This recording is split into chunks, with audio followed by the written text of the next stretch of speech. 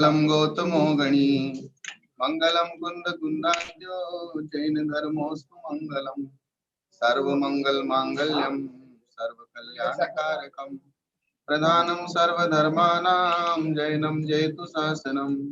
जय बोलिए आदिनाथ भगवान की, महावीर भगवान की, शांतिनाथ भगवान की, आचार्य श्री शांति सागर जी महाराज की, आचार्य श्री आदि सागर जी महाराज की, आचार्य श्री महावीर कीर्ति जी गुरुदेव की, आचार्य श्री कुंतु सागर जी गुरुदेव की, आचार्य श्री कनक नंदी जी गुरुदेव की, आचार्य श्री पदम नंदी जी गुरुदेव की, जिनवाणी माता की, श्रीमद जैन धर्म की, परम पूज्य आचार्य श्री वैराग्य जी गुरुदेव की जय।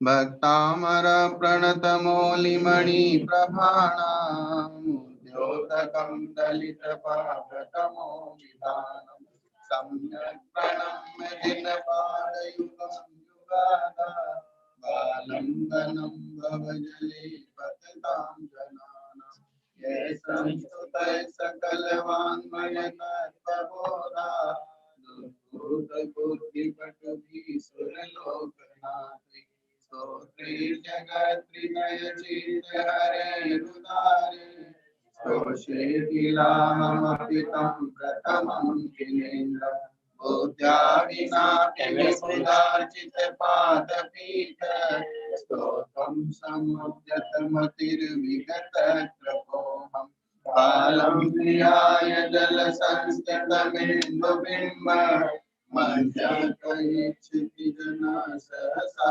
गृहीतो भक्तं गुणान्गणशशान्तकान्ता हस्ते क्षमा सुरगुरु प्रतिमोऽपि बुद्ध्या कल्पान्तकालपवनोदतनक्रचक्रम् वातरीतुमलमं गुणितिं भुजाभ्या सोऽहं कदापि तव भक्तिवशान्मुनीशे कर्तुं स्तवं विगतशक्तिरपि प्रवृत्त प्रीत्यात्मवीर्यमविचार्य मृगो मृगेन्द्रम् नाभेति किं निजशिशो परिपालनार्थम् अल्पश्रुतं श्रुतवतां परिहासदाम तद्भक्तिरेव मुखरी कुरुते बलान् यतो किल किल मनो मधुरं विरोधि चारुकलिका संस्तवेन भव सन्निबद्धम् उपैति शरीरभाजा आक्रान्तलोकमलिनीलमशेषमांसो सूर्यास्तमिन्द्रमिव सागरमन्धकारम् न प्रीतिनाथ तव संस्तवनं मयीद आरभ्यते तनुदियापि तव प्रभाव चेतो हरिष्यति शतां नलिनी नरेषु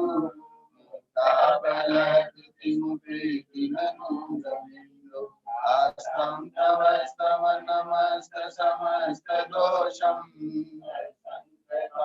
जगतां दुरितानि हन्ति दूरे सहस्रकिरणा कुरुते प्रवेव पद्माकरेषु जलजानि विकासवानि नाट्यद्भुतं भुवनभूषण भूतनाथ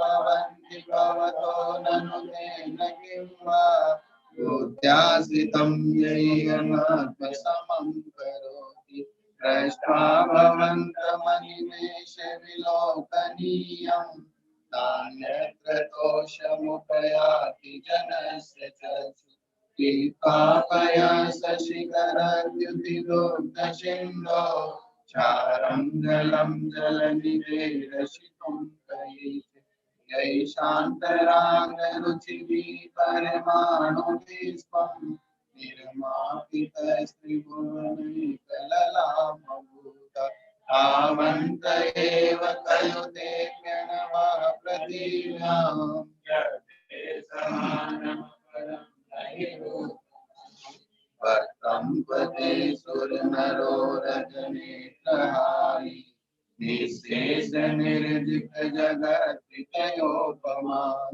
बिम्बं कलङ्कमलिनं कनिशाकरस्य यद्वासरे भवति पाण्डुपलाशकल्पं सम्पूर्णमण्डलशशाङ्ककलाकलाप शुभ्रागुणास्त्रिभुवनं तव लङ्घयन्ति ये संश्रितास्त्रिजगदीश्वरनाथमेकं प्रस्तान् निवारयति सञ्चरतो यतीशम् चित्रं किमत्रयति ते त्रिदशाङ्गनाभिर्नीतं मनागपि मनो न विकारमार्गम् कल्पान्तकालभवनाचलिताचलेन किं मन्दरात्रिशिखरं चलितं कदाचित् निर्धूमवर्तिरपवर्गितशैलपूर कृत्स्नं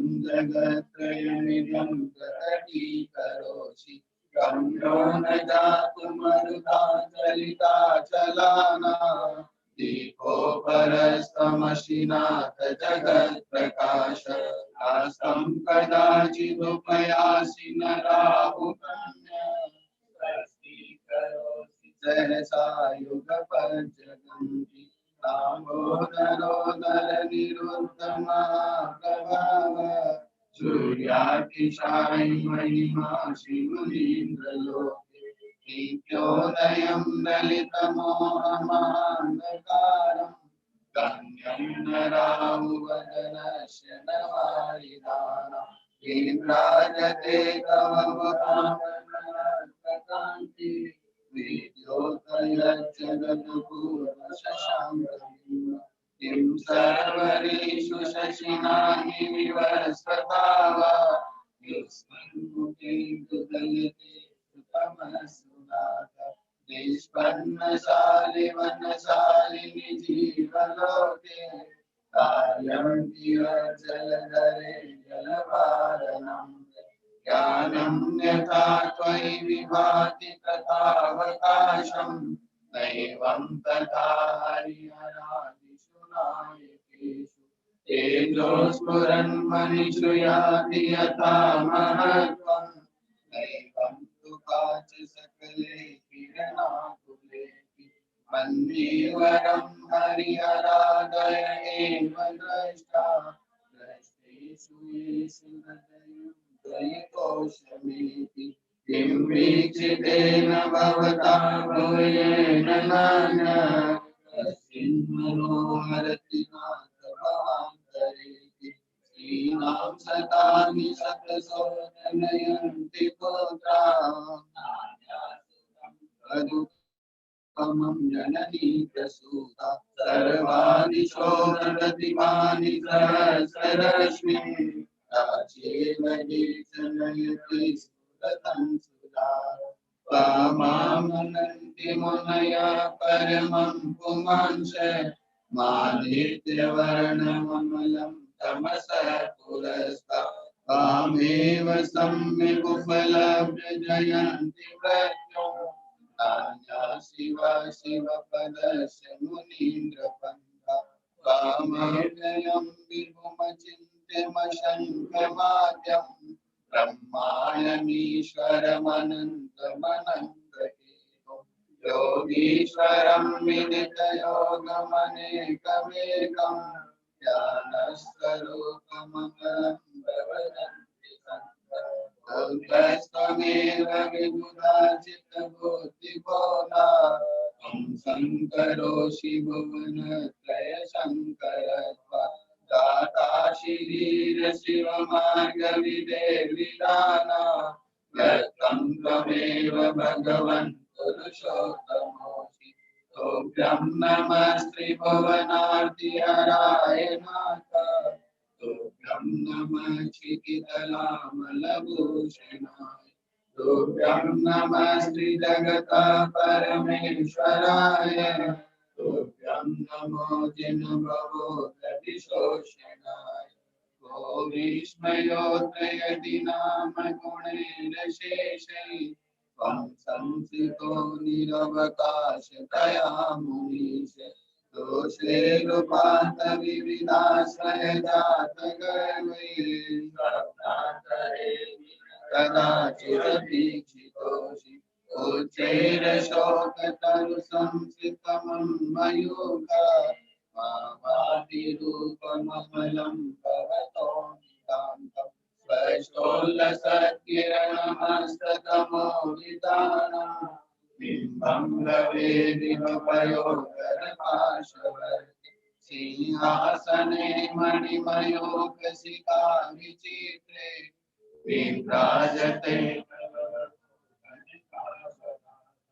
बिम्बं विहर्तिलशतनुसुलता वितानम् तुङ्गोदयादि शिरसि सहस्ररश्मि कुन्दावदाते चलचामर चारुशोभम् विभ्राजते तव वपुकलदोतकान्तम् उर्गच्छ साङ्गसुचिर्जरवारिधारा उच्चैस्तटं सुरगिरेरिव शातकम् शतत्रयं तव विमानि शशाङ्ककान्त उच्चैस्ततं स्थगितभानुकरप्रतापम् मोङ्कापरप्रकरजालविवृद्धशोभम् परमेश्वरतं गम्भीरसारनवपूरितदिग्विभाग त्रैलोक्यलोकसुखसङ्गमभूतिदच्छ सर्वधर्मराजजय घोषण घोषकस ते द्वन्द्ववेगनति ते यशसा प्रवाहि मंदार सुंदर नमेरु सुपारिजात संतानकादि कुसुमोत्तर वृष्टिरुद्धा कंदोदबिंदु शुभमंदमरो प्रभाता देवच शांततिर्वा संवत्प्रभावलय भूरि विभाविभोस्ते लोकत्रये द्युतिमतां द्युतिमाक्षिपन्ति रोदन्ति वाकरनिरन्तर भूरि शङ्का नित्याजयत्यपि निशामपि सोमसौम्य स्वर्गापवर्गगममार्गविमार्गनिष्ठ सर्वधर्मतत्त्वकथनैकपटुस्त्रिलोक्य निर्भवति देवि सिद्धार्थ सर्व भाषा स्वभाव परिणाम गुणैः प्रयोज्य पुण्यैव नव पंकज पुण्य कांति परशुनयूपशिखा विराम पादोपनानि तव यत्र जिनेन्द्र दत्त पद्मानि तत्र विबुधा परिकल्पयन्ति कीर्तं यथा तव विभूतिरभूजिनेन्द्र धर्मोपदेशन विदो न तथा यादृक्प्रभातिन प्रताप विभान्धकारा तादृक्कृतो गणश्च विकाशिनोति चोदन्मदानिलविलोलकपोलमूले मत्तभ्रमद्भ्रमरनादविवृद्धकोपम् जैरावतापविपमोद्धतमापतन्तम् भयं भवति नो भवदाश्रितानां निन्नेव कुम्भकलदोज्ज्वलशोणितात् मुक्ताफलप्रकरभूषितभूरिभागा वर्धक्रमक्रमगतं हरिणाधिपोऽपि नाकामधिक्रमयुगाचलसंश्रितं ते कल्पान्तकालपवनोदकवन्ति कल्पम् आवाहनं मृगस्मिव सम्मुखमापतन्तम्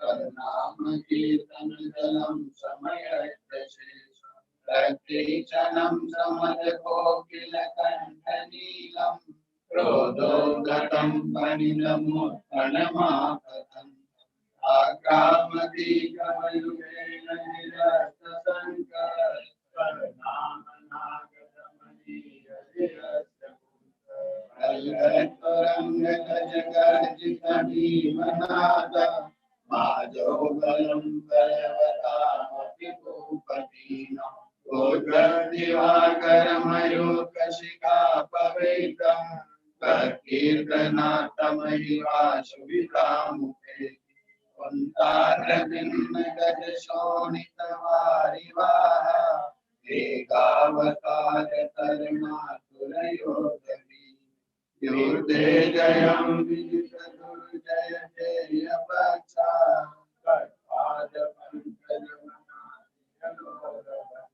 अम्बोनितोक्षुभितभीषणनक्रचक्र पाटीलपीठभयदोल्वनमालव रङ्गतरङ्गशिखरस्थितयानपात्रा ग्रासं विहाय स्मरणाग्रजम् उद्भूतमीषण जलोदर भारभुग्ना सोचां दशामुखगताशुतजीविताशा प्रकाशपङ्कजरजोमृतदीर्घदेहा मर्या भवन्ति मकरधरतुल्यरूपा आपादकण्ठमरुसङ्कलवेष्टिताङ्गा कालं गहन्निगडकोटिनिकष्टजङ्गा कर्णाममन्त्रममिषं मनुजास्मरन्त सर्गस्वयं विगतवन्दभयाभवन् अर्थजितेन्द्रमकराजतवानलायि सङ्ग्रामवारिधिमहोदरवन्दनो रङ्गासुनासमुपयाति वयं देव यस्तावतं स्तवमिमं अभिमानदि स्तोत्रस्रजं तव जिनेन्द्रगुणैर्निबद्धां भक्त्या मया विविधवर्णविचित्रपुष्पां दत्ते जनो ये कण्टककामदस्रं तं मानतुङ्गमवशासमुपेति लक्ष्मी। सभी लोग अपनी आंखें बंद करेंगे, अपने हाथ जोड़ लेंगे, अपने दीपक को अपने सामने रखेंगे और भक्तामर स्तोत्र के जो ये रिद्धि मंत्रों का स्मरण किया जाएगा, इन रिद्धि मंत्रों को आप बड़े अहोभाव से इसको एक्सेप्ट करेंगे और समझने की कोशिश करेंगे। इन रिद्धि मंत्रों में जो हमारे अंदर इनसे ऊर्जा प्रवाहित हो रही है, उस ऊर्जा को हम अपने अंदर एक्सेप्ट करें, अपने अंदर उस ऊर्जा को एक्सेप्ट करते हुए इन रिद्धि मंत्रों को ऐसा सोचते हुए कि इन रिद्धि माध्यम से हमारी सारी की सारी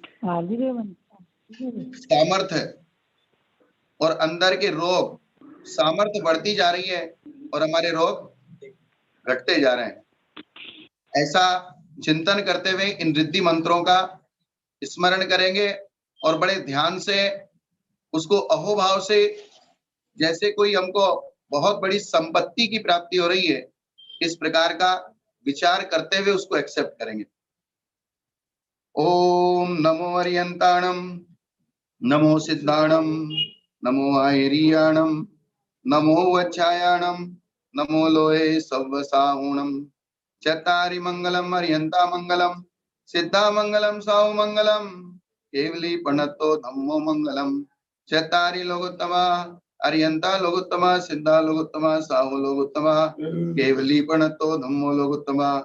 चत्तारि शरणं पवज्जामि, अर्हन्ते शरणं पवज्जामि, सिद्धे शरणं पवज्जामि, साहु शरणं पवज्जामि, केवली पणत्तं धम्मं शरणं पवज्जामि। रोम शांतिम कुरु कुरु स्वाहा। ओम नमो जिनाणम नमो ओम नमो जिनाणम नमो ओहि जिनाणम नमो परमोहि जिनाणम नमो सवोहि जिनाणम नमो अनंतोहि जिनाणम नमो कोट्ठ बुद्धिनम नमो बीज बुद्धिनम नमो पादानुसारिणम नमो संबिन्न सोदारणम नमो स्वयं बुद्धाणम नमो पत्ते बुद्धाणम नमो बोहि बुद्धाणम नमो जुमदीणम नमो विलमदीणम नमो दस्मुवीणम नमो चौदस्मुवीणम नमो अट्टंग महानिमित्त कुशलाणम नमो वियुड्डी पत्ताणम नमो विज्जाहराणम नमो चारणाणम नमो पण्य समनाणम नमो आकाशगामीणम नमो आसी विषाणम नमो दिट्ठी विषाणम नमो उग्गतवाणम नमो दित्तवाणम नमो तत्तवाणम नमो महातवाणम नमो घोरतवाणम नमो घोर गुणाणम नमो घोर परक्कमाणम नमो घोर गुण ब्रह्मयारीणम नमो आमोसई पत्ताणम नमो खिल्लोसई पत्ताणम नमो जल्लोसई पत्ताणम नमो विप्पोसई पत्ताणम नमो सवोसई पत्ताणम नमो मणबलीनम नमो वचीबलीनम नमो कायबलीनम नमो खीर सवीनम नमो सप्पी सवीनम नमो महुर सवीनम नमो अमीय सवीनम नमो अखिन मानसाणम नमो वड्डमाणाणम नमो सिद्धायद्रणाणम नमो भयवदो मेहदी महावीर वड्डमान बुद्धिऋषिनो चेदी यस्सन्त्यं धम्मपहं नियंचे तत्सन्त्यं वेणयों पौंजे आयेण वाचा मनसा विनिच्यं सत्कारे तं शिर पंचमेन।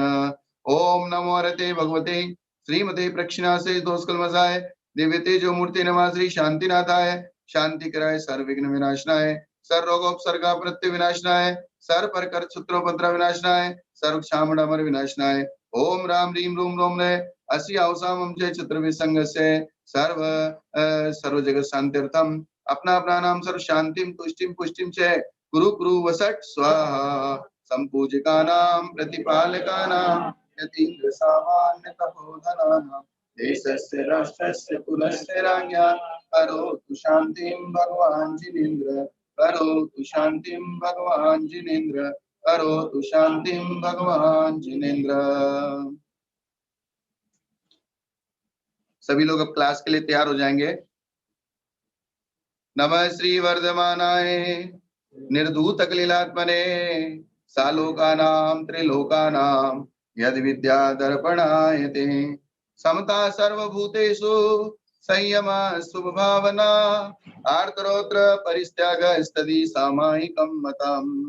जय बोलिए देवादिदेव खजाराट मूलनायक श्री आदिनाथ भगवान की, नमोकार महामंत्र की, भक्तामर स्तोत्र की, परम पूज्य गणाधिपति गणधराचार्य कुंभ सागर जी गुरुदेव की, परम पूज्य आचार्य श्री कनक नंदी जी गुरुदेव की, परम पूज्य आचार्य श्री पदम नंदी जी गुरुदेव की, मुनि श्री कुलभूषण नंदी जी गुरुदेव की, जिनवाणी माता की, श्रीमद जैन धर्म की, परम पूज्य आचार्य श्री वैराग्य नंदी जी गुरुदेव की। महानुभाव, कल अपनी बात चल रही थी नमोकार महामंत्र के बारे में। अंतिम समय में हमारी सांसों के साथ अगर नमोकार मंत्र निकलता है एक क्षण के लिए भी, तो भी आचार्य कहते हैं कि उस नमोकार मंत्र के प्रभाव से हमारी जन्म जन्म के पाप कट जाते हैं। आज हम शास्त्र में पढ़ रहे थे कि केवल ज्ञान को प्राप्त होने में कितना टाइम लगता है।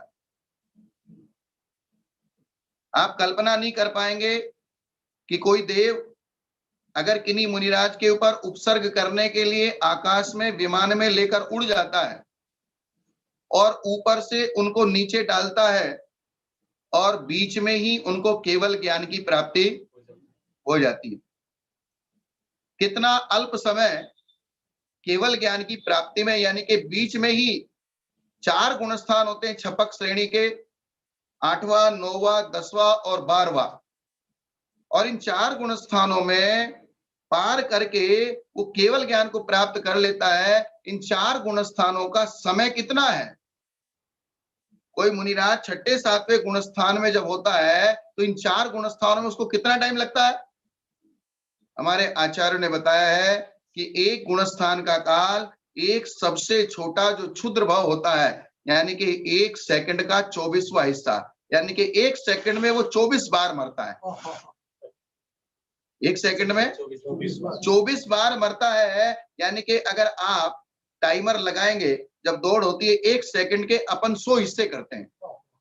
1 सेकंड के जब अपन 100 हिस्से करेंगे, उस 100 हिस्से में से 1 2 3 4 इतना हिस्से, यानी कि 4 पॉइंट जब आगे बढ़ जाएगी वो घड़ी, तो यानी कि समझ लेना एक सूक्ष्म जीव जन्म लेके अपनी आयु पूरी करके मर जाता है, सिर्फ 4 हिस्से में। यानी कि 1 सेकंड के 100 हिस्से में से सिर्फ 4 डिजिट आगे चलती है, 1 2 3 4। और उसके बाद ऐसे 1 सेकंड में 24 बार जन्म मरण करता है। अब जो हमारा गुणस्थान का काल है छपक श्रेणी को प्राप्त करने का, वो 1 से 1, यानी कि एक जीव का, सूक्ष्म जीव का जो मरने का काल है, उसकी आयु का काल है, उतना एक गुणस्थान का काल है। यानी कि 4 गुणस्थान का काल हुआ, 1 सेकंड के जो 100 हिस्से किए थे उसमें से 16 हिस्से। कितने हिस्से? 16 पॉइंट कुछ, यानी कि 16.5 हिस्से, यानी कि जब हम घड़ी में स्टॉप, यानी कि स्टॉप वॉच बोलते हैं उसको, जब उसको चलाते हैं तो 1 सेकंड तब होती है जब उसमें 100 नंबर बदली हो जाते हैं। तो 100 नंबर बदली होने में यानी कि सिर्फ 16 नंबर बदली होंगे और आपको केवल ज्ञान हो जाएगा। कितने नंबर बदली होंगे?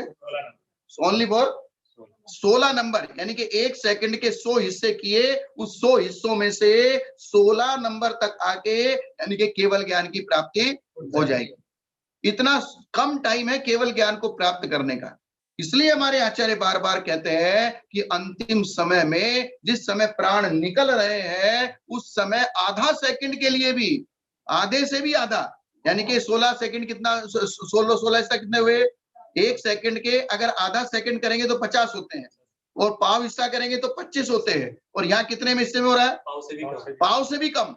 1 सेकंड के पाव से भी कम टाइम में केवल ज्ञान की प्राप्ति हो जाती है। कि पाव सेकंड भी केवल ज्ञान को प्राप्त होने में नहीं लगता।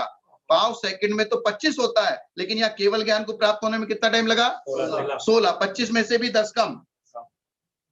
अब आप कल्पना कर सकते हैं, जिस समय ये जीव समाधि मरण करता है, उस लास्ट समय में अगर एक आधी सेकंड, पाव सेकंड के लिए भी, कितने सेकंड के लिए? पाव सेकंड के लिए भी अगर हमारे मन में एकाग्रता प्राप्त हो गई, तो उससे जितनी कर्मों की निर्जरा हो जाएगी, यानी कि उस पाव सेकंड के काल में केवल ज्ञान की प्राप्ति हो जाती है। किसकी प्राप्ति हो जाती है? इसलिए हमारे आचार्य बार बार कहते हैं कि आप तैयारी तो खूब करो, बार बार अभ्यास करो, लेकिन वो अगर एक क्षण के लिए भी, इसलिए तो बार बार कहा जाता है ना भाई, एक भजन बना है कि सांस सांस में सुमिरन कर ले। क्या? प्रत्येक सांस में भगवान का नाम स्मरण कर ले, न जाने किस सांस में तुम्हारा मन एकाग्र हो जाए। और एक सांस के लिए भी, कितनी सांस के लिए? इसलिए तो बोला था, एक सांस में भी अगर तुम्हारा भगवान का नाम स्मरण रहते हुए तुम्हारी मृत्यु हो गई, तो समझ लेना तुमको केवल ज्ञान की प्राप्ति या कर्मों का नाश हो जाएगा। इसको कहते हैं अंतर्मुहूर्त। और ये जो इस प्रकार की एकाग्रता है, ये पूर्ण के होती है। किसके होती है? श्रुत केवलियों के इस प्रकार की एकाग्रता होती है। और नमोकार मंत्र में सारे के सारे श्रुत के अक्षर हैं। 64 श्रुत के अक्षर होते हैं। कितने श्रुत के अक्षर होते हैं? 64 अक्षर होते हैं। और 64 अक्षर पूरे नमोकार मंत्र में है। इसलिए नमोकार मंत्र पूरा द्वादशांग रूप है। नमोकार मंत्र क्या है? क्योंकि नमोकार मंत्र में 35 अक्षर हैं और 30 व्यंजन हैं। कितने अक्षर है? 35। तो 35 अक्षर का मतलब उसमें 35 स्वर हैं। लेकिन 35 की बजाय नमो अरिहंताणम में जो 6 स्वर है, 6 की बजाय 5 मानना। कितनी मानना? क्योंकि नमो अरिहंताणम, नमो के बाद ओ आया, ओ के बाद आकार का लोप हो जाता है। संस्कृत का नियम है, ओ के बाद आकार का क्या हो जाता है? ए और ओ के बाद आकार का लोप हो जाता है। वहां लोप नहीं किया गया, इसलिए 35 अक्षर हो गए। और लोप कर देंगे तो 34 रह जाएंगे। लोप कर देंगे तो कितने रह जाएंगे? 34 अक्षर रह जाएंगे। और 30 व्यंजन, तो 30 और 34 कितने हुए? 64। कितने हुए?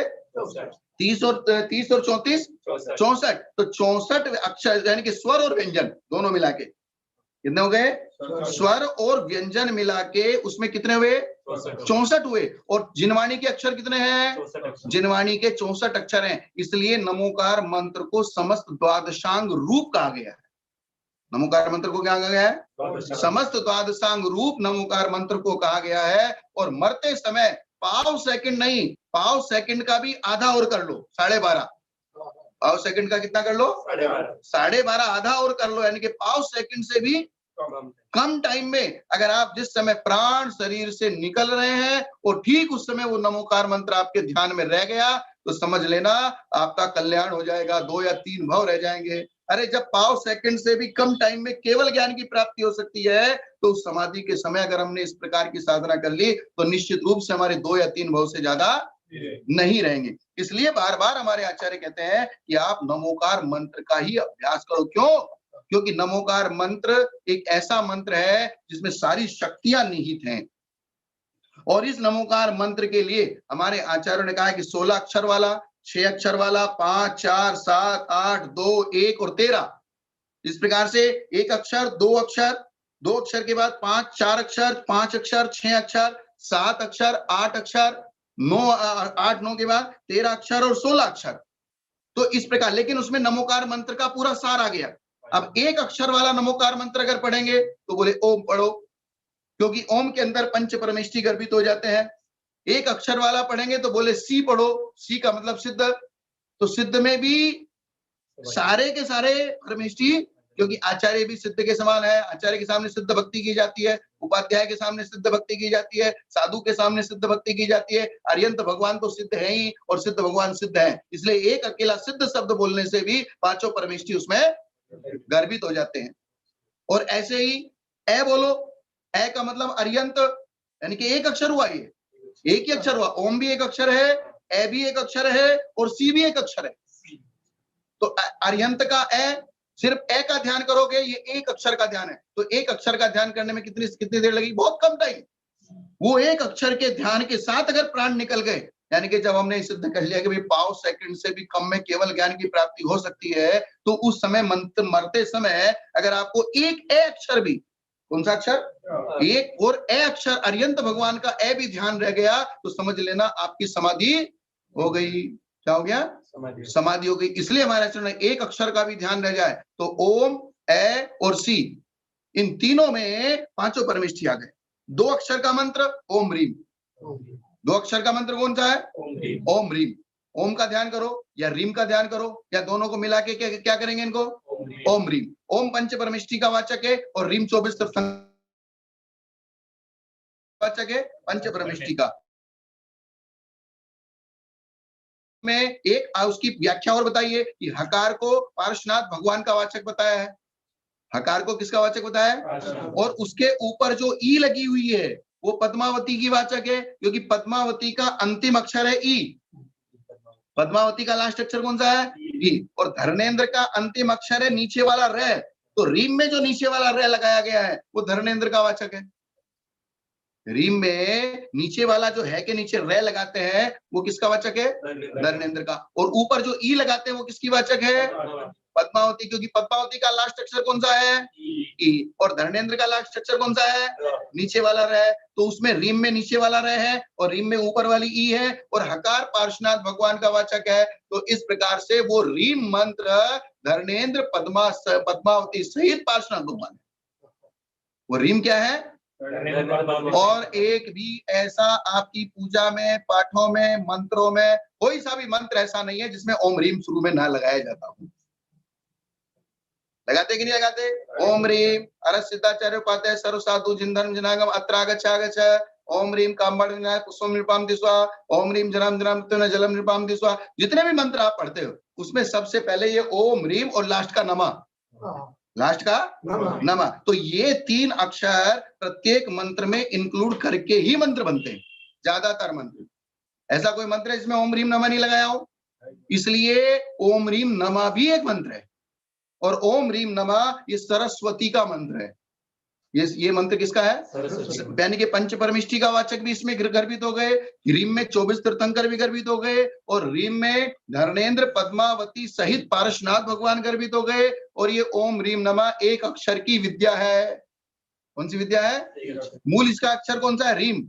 और रीम एक अक्षर की विद्या है और ओम और नमः इसके साथ जो है लगाए जाते हैं, और इस एक अक्षर की विद्या का जो स्मरण करता है, जाप करता है, उसकी बुद्धि दिन दूनी रात चौगुनी वृद्धि को प्राप्त होती है।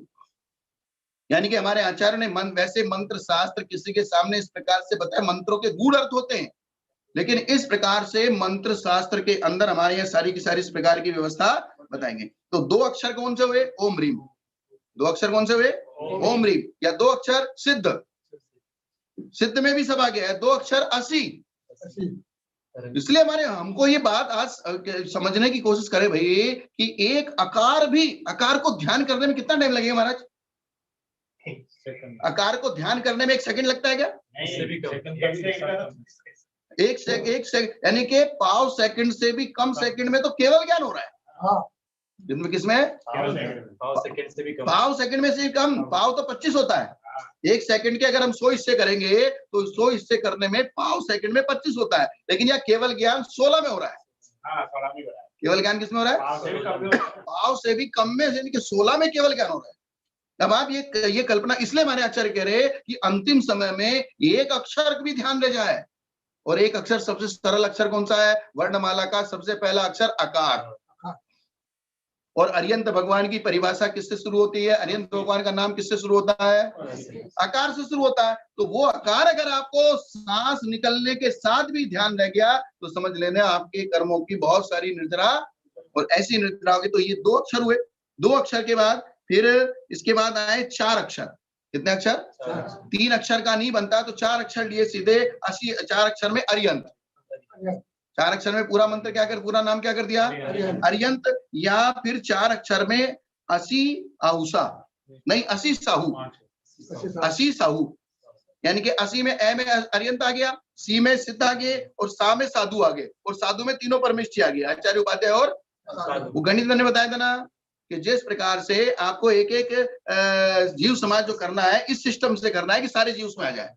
तो इसलिए पंच परमेष्ठी के वाचक क्यों हो गए ये? जैसे एक अक्षर लिया ओम, तो ओम में पूरे पंच परमेष्ठी आ गए।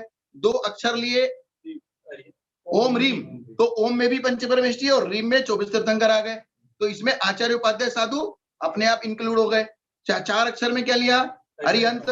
तो अरिहंत में 4 अक्षर में क्या लिया? 4 अक्षर में अपन ने लिया अरिहंत। तो अरिहंत में भी इस प्रकार से सारे के सारे अक्षर आ जाते हैं। मेरी तरफ, हाँ बस हो गया। 4 अक्षर में भी सारे के सारे 4 अक्षर में सारे के सारे मंत्र आ गए। अब 5 अक्षर, 5 अक्षर कौन सा है? नमो सिद्धाणम। हमारे आचार्य ने कहा है कि नमो सिद्धाणम। 5 अक्षर का मंत्र कौन सा हुआ? नमो सिद्धाणम। और 5 अक्षर का मंत्र हुआ असी आऊसा। कौन सा मंत्र हुआ? असी आऊसा। 5 अक्षर का कौन सा हुआ? असी आऊसा। तो इस प्रकार से 4 अक्षर का मंत्र, 5 अक्षर का मंत्र। अब यानी कि इसलिए उन्होंने सबसे कम आपका परिश्रम हो, क्योंकि अंतिम समय में अगर एक, यानी कि हमारे यहाँ एक कथा आती है, एक मुनि महाराज थे, मंदिर में विराजमान थे। मुनि महाराज कहाँ थे? मंदिर में विराजमान थे। और मंदिर में विराजमान होने की वजह से उनकी समाधि चल रही थी। क्या चल रही थी? समाधि। मंदिर में किसी ने खरबूजा लाके चढ़ाया भगवान की वेदी के सामने। अब खरबूजा बिल्कुल पका हुआ था, उसकी सुगंध मंदिर में फैल गई, और मंदिर में फैल गई तो मंदिर में मुनि महाराज जो समाधि कर रहे थे उनकी नाक में भी उसकी सुगंध आ गई। तो मुनि महाराज का मन उस खरबूजे के प्रति लग गया। अब इसमें अगर तेरापंथी लोग ये कहेंगे, इसलिए बोले हम बोलते खरबूजा मत चढ़ाओ मंदिर में। अगर तेरापंथी लोग आए होंगे, या तेरापंथी की बात नहीं है, यानी जो हरे फल फूल का चढ़ाने का निषेध करते हैं, वो इस बात को गलत तरीके से ना ले जाएं। यहाँ तो उपयोग लगाने की बात बता रहे हैं। यहाँ कोई तेरापंथी 20पंथी नहीं है। यहाँ आप आगम को, तत्व को समझने की कोशिश कर रहे हैं। इसको समझने की कोशिश कर रहे हैं, आगम को और तत्व को समझने की कोशिश करते हैं कि हमारा परिणाम अगर थोड़ा सा भी विचलित हुआ तो हमारे हाथ में कुछ नहीं बचेगा। खरबूजे की तरफ उन महाराज का परिणाम चला गया और वो वहां से मृत्यु को प्राप्त हो गए। मृत्यु उस खरबूजे में परिणाम रखते हुए सब लोग जय जयकार कर रहे हैं, महाराज की समाधि हो गई, समाधि हो गई, समाधि हो गई। समाधि होने के पश्चात वहां जो आचार्य थे वे अवधि ज्ञानी थे। उन लोगों से, आचार्य महाराज से, अवधि ज्ञानी आचार्य महाराज से श्रावकों ने पूछा, बोले गुरुदेव इतनी बढ़िया समाधि हुई है, हमारे मुनिराज मृत्यु करके कहाँ गए हैं, कौन सी गति में गए हैं? तब उन्होंने देखा कि बोले स्वर्ग में क्या है, स्वर्ग में अवधि ज्ञान लगाया तो स्वर्ग में उनको कहीं नहीं मिले। बोले फिर मनुष्य पर्याय में, वहां नहीं मिले। बोले भोग भूमि में, वहां भी नहीं मिले। फिर उन्होंने सोचा कहीं नरक तो नहीं चले गए, नरक में ढूंढा, वहां भी नहीं मिले। जब उनकी दृष्टि मंदिर की वेदी के खरबूजे की तरफ बढ़ी और उन्होंने अपना अवधि ज्ञान लगाया तो उनको दिखाई तो खरबूजे में कीड़ा हो गए। क्या हो गए? खरबूजे के अंदर जीव हो गए। तो खरबूजे के अंदर जीव हो गए, तब उनको महाराज को अब कैसे बताएं कि भाई श्रावकों के महाराज कहाँ गए? तो श्रावक और ज्यादा पूछने लगे। तो कहने का मतलब क्या है, यहाँ बात महत्वपूर्ण क्या है? महत्वपूर्ण बात यह है कि आपका उपयोग अगर एक, यानी कि जो मुनि महाराज जिंदगी भर से तपस्या करने के बाद, अभ्यास करने के बाद भी अगर उनका 1 सेकंड के लिए भी परिणाम इधर से उधर हुआ तो ऐसी स्थिति हो गई, तो हमारी श्रावकों की, गृहस्थों की क्या स्थिति होगी? इसका मतलब ये मत समझ लेना मुनि बनने से कोई फायदा नहीं है। बोले मुनि बन के हमारा भी ऐसा हो गया तो हम क्या करेंगे? यानी कि बात को सही वे में अपन समझने की कोशिश करें। तो 5 अक्षर का मंत्र कौन सा है? नमो सिद्धाणम या असी औसा। और 6 अक्षर का मंत्र अरंत सिद्ध। 6 अक्षर का मंत्र कौन सा है? या ओम नमः सिद्धेभ्य, ओम नमः सिद्धेभ्य या नमो अरत सिद्धेभ्य। नमो अरत सिद्धेभ्य 6 अक्षर का मंत्र है। और उसके बाद 7 अक्षर का ओम ह्रीम श्रीम अरम नमः, ओम ह्रीम श्रीम अरम नमः। 8 अक्षर का मंत्र ओम नमो अरियंताणम, ओम नमो अरियंताणम। 8 अक्षर के बाद फिर सीधा 13 अक्षर का मंत्र है। 13 अक्षर का ओम राम रीम रूम रोम रह असी औसा नमः। तो इस प्रकार से 13 अक्षर का मंत्र है। और 16 अक्षर का मंत्र अरंत सिद्ध आर्य वज्जाय साहू या अरत सिद्धाचार्य उपाध्याय सर्व साधुभ्यो नमः। इस प्रकार से, यानी कि अब ये अपने को स्थिर करना अपने दिमाग में कि हमारा मन इन सारे मंत्रों में से किस मंत्र में लग जाए। और मिनिमम आचार्य कह रहे हैं कि कम से कम 1 अक्षर अकार का ध्यान रह जाए तो समझ लेना तुम्हारा बेड़ा पार है। किसका ध्यान रह जाए? अकार का। बोले समस्त द्वादशांग का ज्ञाता भी हो तो भी समाधि के समय समस्त श्रुत का पाठ नहीं कर सकता, क्योंकि उसकी शक्ति क्षीण हो जाने की वजह से बुद्धि का क्षोभसम होते हुए भी उसको वो स्मरण नहीं कर सकता। इसलिए नमोकार मंत्र 64 अक्षर और 64 अक्षर इनके 30 व्यंजन और 34 स्वर। ऐसे तो 35 अक्षर गिने जाते हैं, 58 मात्राएं गिनी जाती हैं। नमोकार मंत्र में कितने अक्षर? 35 अक्षर सामान्य रूप से और 58 उसकी मात्राएं। लेकिन नमोकार मंत्र में 34 स्वर। कितने स्वर? 34 स्वर और 30 व्यंजन। 34 स्वर और 30 व्यंजन दोनों मिला के कितने हुए? 64। और द्वादशांग जिनवाणी के अक्षर कितने हुए? 64। उन 64 अक्षरों से जैसे द्वादशांग, इसलिए सारे जितने भी मंत्र हैं इस नमोकार मंत्र से ही निकले हुए हैं। एक नमोकार मंत्र के ऊपर इस वर्तमान काल में एक अद्भुत श्रद्धा का धारी मुसलमान था। कौन? जिसका नाम था अब्दुल रज्जाक। क्या नाम था उसका? अब्दुल रज्जाक जखोरा झांसी का निवासी था और उसकी सारी की सारी विपत्तियां नमोकार मंत्र से वो ठीक करता था। ये जैनियों को मुसलमान का उदाहरण इसलिए दिया जा रहा है कि जैनी ये समझे कि दूसरे अन्य मुसलमान समाज इसको कैसे यूज करते थे। और उसने अपनी इस घटना को एक जैन दर्शन नाम का एक पत्र निकलता था पहले अखबार, उसमें जो है इसको निकालवाया था। तो सत्य घटना इस प्रकार की मैं आपको 5 मिनट के अंदर सुना देता हूं कि झांसी निवासी अब्दुल रज्जाक नाम का एक मुसलमान भाई, कौन? मुसलमान भाई, उसने लिखा कि मेरा नियम है कि मैं रात को सोता हूं तो नमोकार मंत्र पढ़कर सोता हूं। उसने अपना जो पत्र लिखा और जो छपा था अखबार में कि बोले मैं सोता हूं तो रात को नमोकार मंत्र पढ़कर सोता हूं। एक बार सर्दी की रात में मेरे साथ चारपाई पर एक बड़ा सांप लेट गया। सर्दी की रात बहुत लंबी होती है। मेरे साथ चारपाई पर एक बड़ा सांप, पर मुझे उसकी खबर नहीं। स्वप्न में जरूर ऐसा मालूम हुआ कि कोई कह रहा है कि उठ सांप है। मुझे सपने में ये महसूस हुआ, ये बिल्कुल सच्ची घटना है, कि बोले उठ सांप है। मैं 2-4 बार उठा भी, लालटेन ऊपर नीचे करके देखा, कहीं सांप दिखाई नहीं दिया, वापस लेट गया। लेकिन मंत्र के प्रभाव से मैं जिस ओर सांप लेटा था उस तरफ से एक बार भी नहीं लेटा और न उठा। यानी कि नहीं तो वो दब जाता, और सांप दबता तो वो निश्चित रूप से काटता। जब सुबह हुआ मैं उठा और चाहा कि बिस्तर लपेट दूं, और जैसे ही बिस्तर लपेटने के लिए मैंने मोड़ा, एक बड़ा मोटा सांप वहां लेटा हुआ था। कि पूरी रात में सांप के साथ सोता रहा, लेकिन एक बार भी मेरे साथ ऐसा नहीं हुआ कि सांप को मेरे से धक्का लगे। और जैसे ही मैंने पल्ली खींची तो सांप उठकर बैठ गया, फना खड़ा कर लिया और वो धीरे से फिर रास्ते से निकल के चला गया। और दूसरे, ये तो पहली घटना हुई, बोले उस मुसलमान के साथ में घटी हुई घटना। दूसरी बार अभी 2 महीने पहले ही जब मेरी बिरादरी वालों को मालूम हुआ, यानी कि मुसलमान लोगों को मालूम हुआ कि मैं जैन मत पालने लगा हूं, तो उन्होंने एक सभा बुलाई और उस सभा में मुझे बुलाया और मैं जाकर सभा में शामिल हुआ और हर एक ने अपनी अपनी राय के अनुसार बहुत सारे सवाल पैदा किए। बोले ये जैन धर्म को मानने लगा है, दूसरे धर्म को मानने लगा है, ये काफिर हो गया। और बहुत से मेरे समाज के लोगों ने तो यहाँ तक कह दिया कि बोले इसको जान से मार डालना चाहिए, कि अपने धर्म का आदमी दूसरे धर्म में जा रहा, अपनी लड़की कहीं दूसरे धर्म में शादी कर ले, अपने को कोई चिंता नहीं, लेकिन एक मुसलमान की लड़की को जरा अपने घर में तो ले आओ, मालूम पड़ जाएगा क्या होता है। बोले अपने धर्म का आदमी दूसरे धर्म में नहीं जाना चाहिए। इस तरह जिसके मन में जो बात आई वो सब कहने लगे। अंत में सब लोग जब अपने अपने घर में चले गए तो मैं भी अपने कमरे में चला गया, क्योंकि मैं जब भी अपने माता पिता के घर में आता था तो एक दूसरे कमरे में ठहरता था और अपने हाथ से ही भोजन बनाकर खाता था, यानी कि अपने माता पिता के हाथ का भी भोजन। और उनके इस प्रकार जब शाम का समय है, यानी कि शाम को सूर्य अस्त होने लगा, तो मैंने सामायिक करना प्रारंभ किया। मुसलमान ने ये बोले मैं रोज सामायिक करता हूँ, सामायिक करना प्रारंभ किया और सामायिक में निश्चिंत होकर जब मैं आंखें खोली तो देखता हूं कि एक बड़ा भारी सांप मेरे चारों तरफ चक्कर लगा रहा है। बड़ा भारी सांप चारों तरफ चक्कर लगा रहा है। दरवाजे पर एक बर्तन रखा हुआ मिला। इसका मतलब क्या हुआ, उनकी बिरादरी वालों ने उसको जो है मारने के लिए उसके कमरे में सांप भेजा था और छोड़ने वाले की नीयत मात्र मेरे को हानि पहुंचाने की थी, लेकिन सांप ने मुझे कोई नुकसान नहीं पहुंचाया। मेरे चारों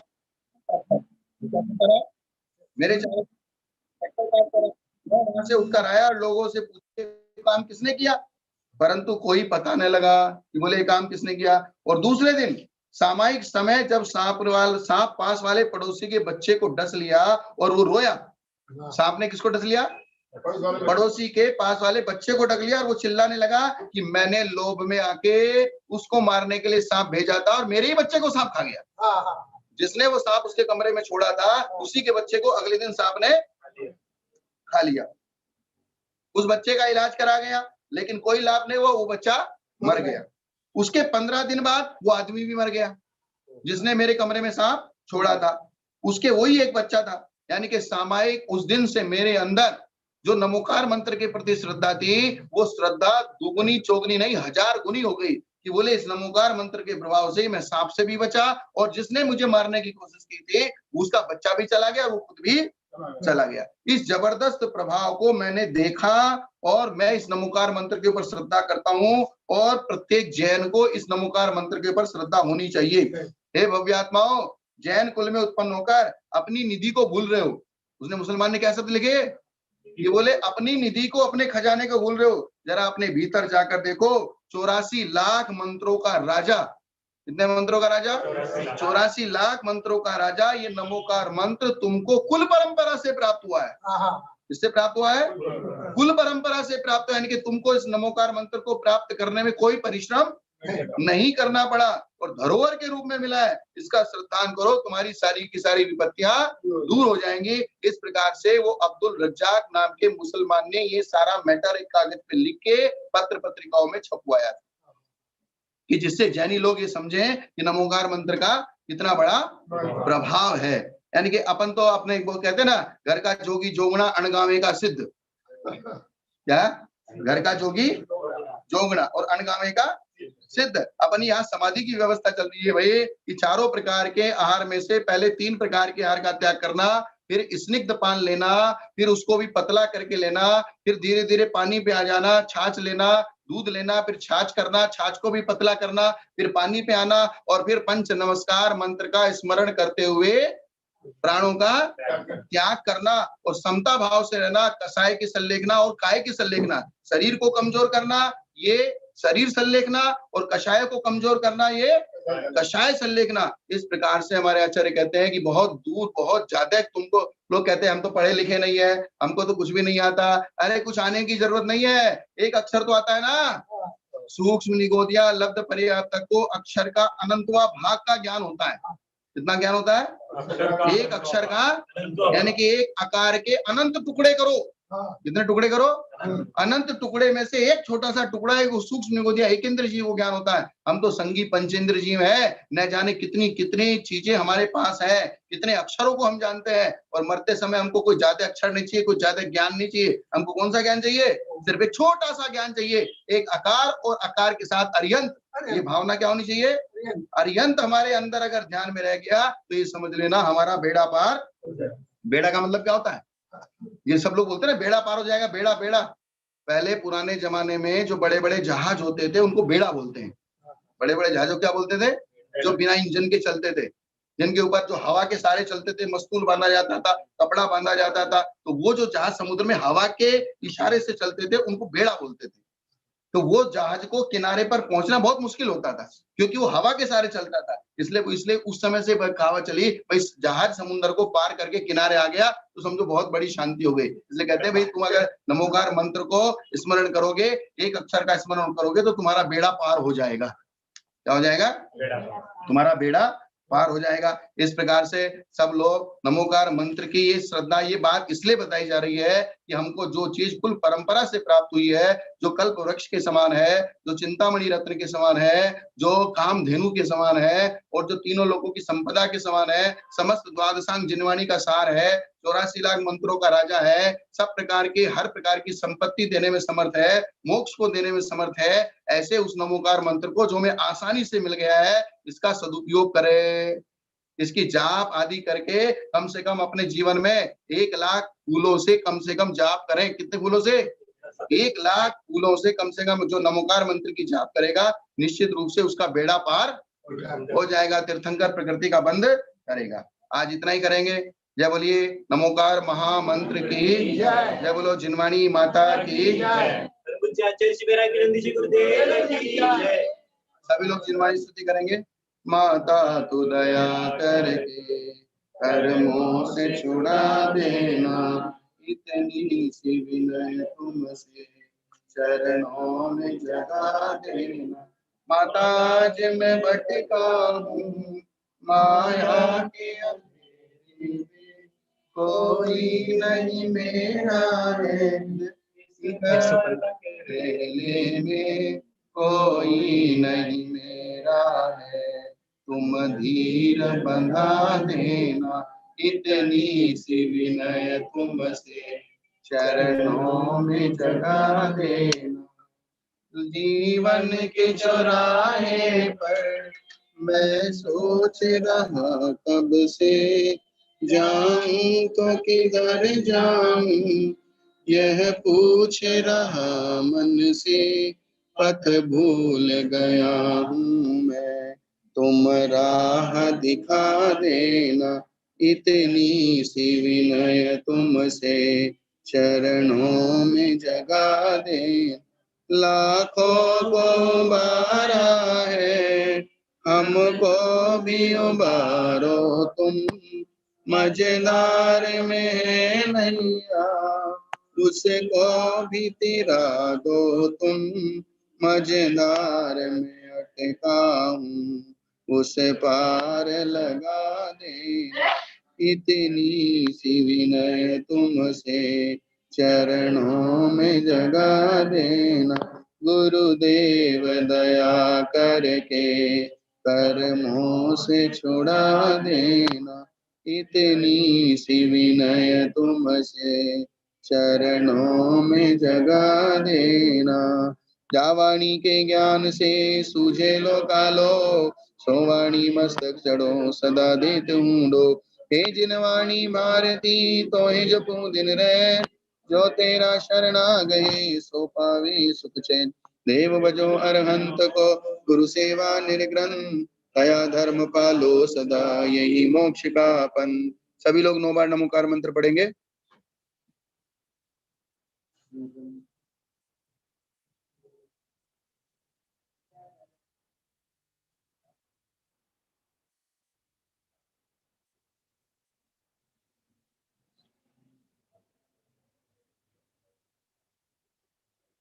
जय बोलिए आदिनाथ भगवान की, जय बोलिए महावीर भगवान की, जय बोलिए शांतिनाथ भगवान की, जय बोलिए नेमिनाथ भगवान की, जय बोलिए पार्श्वनाथ भगवान की, आचार्य शांति सागर आदि सागर जी महाराज की, आचार्य महावीर कीर्ति जी विमल सागर जी महाराज की, आचार्य सन्मति सागर जी कुंतु सागर जी महाराज की, आचार्य कनक नंदी जी पदम नंदी जी गुरुदेव की, परम पूज्य मुनिषी कुलभूषण नंदी जी गुरुदेव की, जिनवाणी माता की, जैन धर्म की।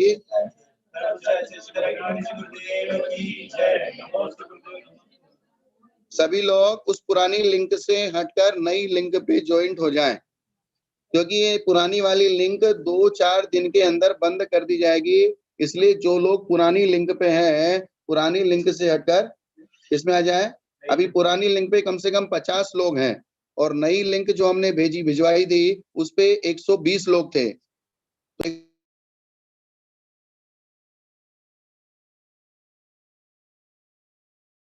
तो नई लिंक अगर किसी को नहीं मिल रही है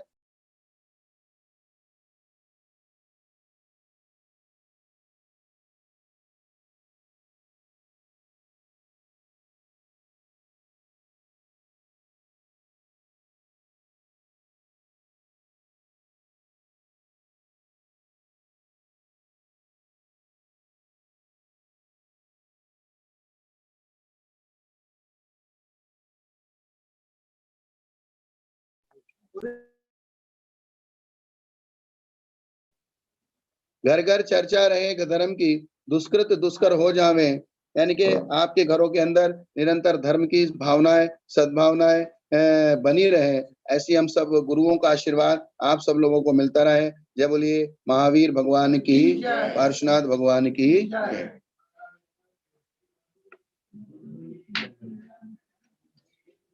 हो गया थोड़ा सा, चाहे सामने बैठने वाला आदमी चाहिए मेरे। ये क्या हो, बंद करो ना। कहाँ गया इसका back to meeting.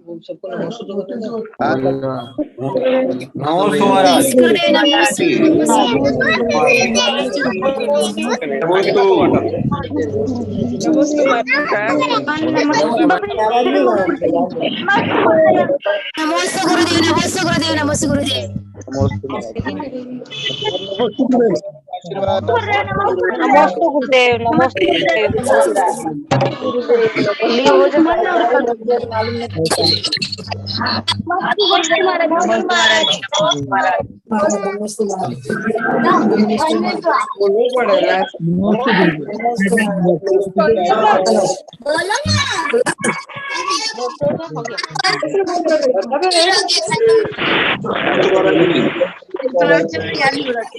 Ajay Shri को नमस्ते।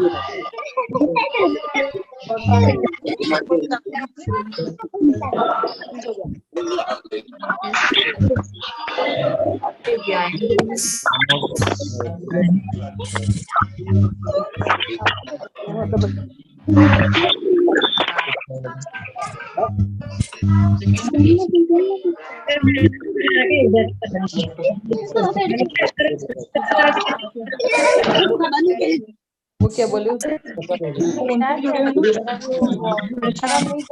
उनको बोले नहीं क्यों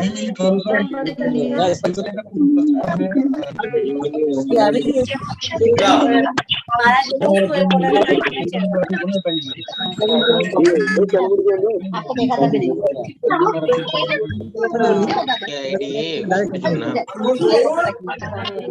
महाराज की ये होगा नहीं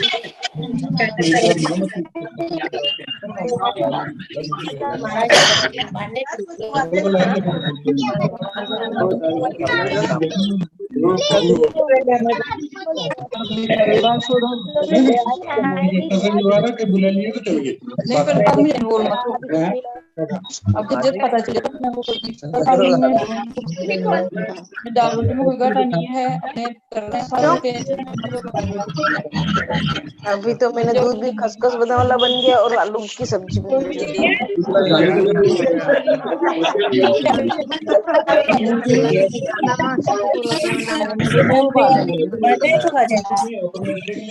रखो तो हम करो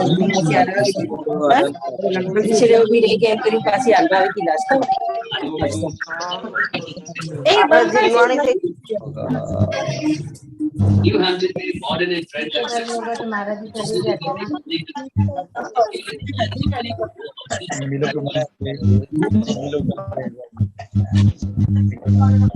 अगर सर्च मारने को नहीं होगा तो फिर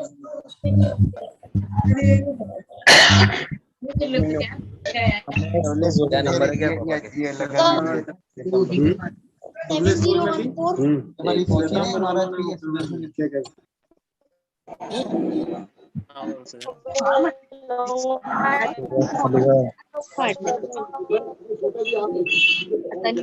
आवाज भैया को और ऊपर 30 मिनट